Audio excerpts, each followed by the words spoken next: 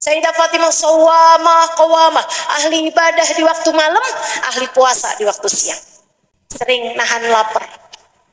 Sampai pernah nih ceritanya, Sayyidina Ali itu yang paling miskin dari seluruh menantunya Nabi Muhammad sallallahu alaihi wasallam. Itu sebabnya kenapa Nabi Muhammad tuh paling sering nengokin keluarganya yang Sayyidah Fatimah dan Sayyidina Ali, mau mastiin ada makanan apa enggak. Karena kejadiannya kadang-kadang kayak begini nih.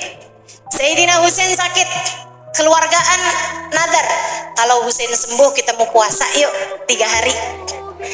Husain sembuh, mereka udah nadar, jadilah puasa hari itu.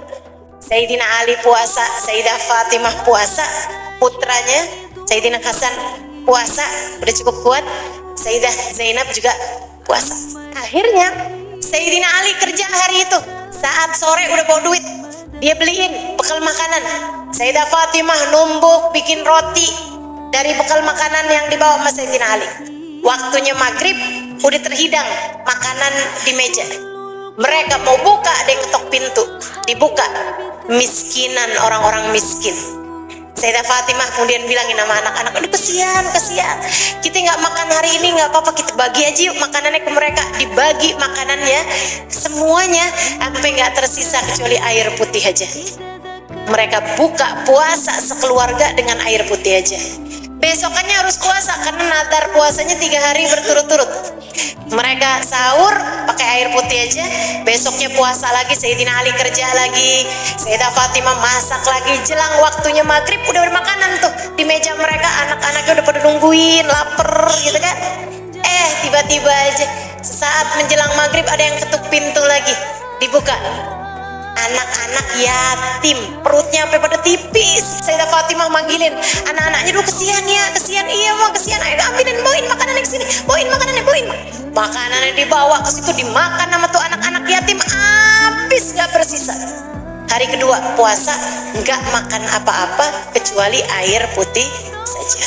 Besok harinya kan puasanya 3 hari, puasa lagi, air putih lagi. Sayyidina Ali kerja lagi, udah lemas, setengah mati, paksain juga. Dapat uang, dibawa sama Sayyidah Fatimah masak. Sampai jelang waktu maghrib udah nggak berdaya tuh semua keluarga. Ujian Allah luar biasa. Ada yang ngetuk pintu lagi, dibuka, tawanan perang. Udah hampir pingsan depan rumah mereka karena lapar.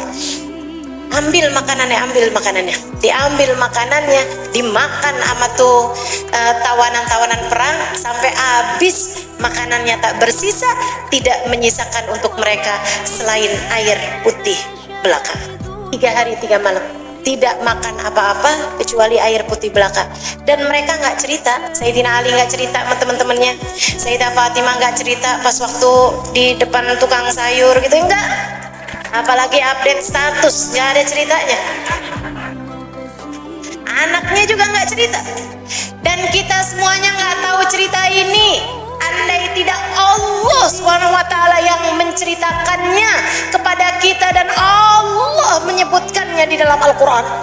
Malam hari itu malaikat Jibril datang kepada Nabi Muhammad, memegang erat tangan Nabi Muhammad seraya mengatakan, hani'an laka bi ahli baitika ya Rasulullah, selamat atas apa yang telah dilakukan keluargamu wahai Nabi Muhammad.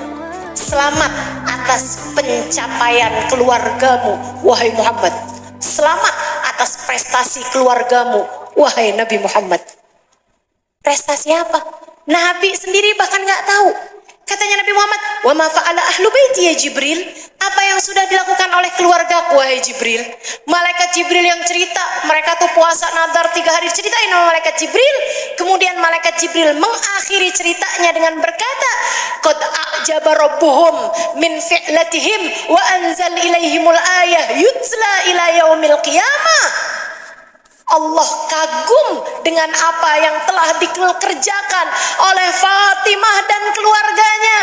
Allah kagum dengan apa yang telah dilakukan oleh putrimu Fatimah dan keluarganya. Wa anzal ilaihimul ayah, dan untuk mereka telah diturunkan ayat Al-Quran yang akan terus terus dibaca sampai hari kiamat. A'udzubillahi minasyaitonirrajim. Wa yut'imuna at'ama ala hubbihi miskinan wa yatiman wa asira. Innama nut'imukum liwajhillah la nuridu minkum jazaan wala syukura. Inna nakhafu min rabbina yawman abusan qamtarira.